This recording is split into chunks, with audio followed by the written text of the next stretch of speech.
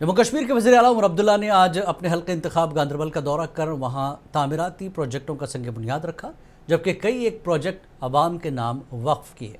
उन्होंने तिलमुला खीर भवानी मंदिर जाकर मेला खीर भवानी के हवाले से किए जा रही तैयारियों का जायजा लिया। बाद में उन्होंने मीडिया से बात करते हुए कहा, आपको सुनवाते हैं।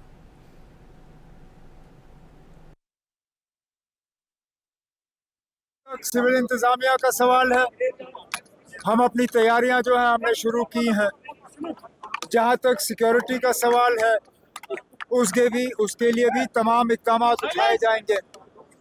हमारी मुकम्मल कोशिश रहेगी कि पहले माता खीर भवानी का जो यहाँ पे 3 जून को होना है मेला, पहले वो कामयाब तरीके से रहे।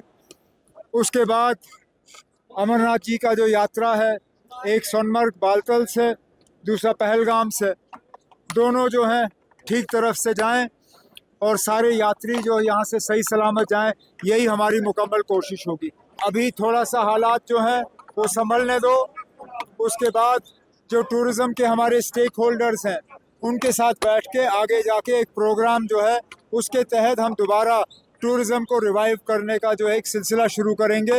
लेकिन अच्छी बात यह है कि जम्मू कश्मीर से बाहर जो टूर ऑपरेटर्स हैं वो भी चाहते हैं कि जम्मू कश्मीर में टूरिज़्म रिवाइव हो। कुछ ग्रुप्स जो हैं वो आना शुरू कर रहे हैं।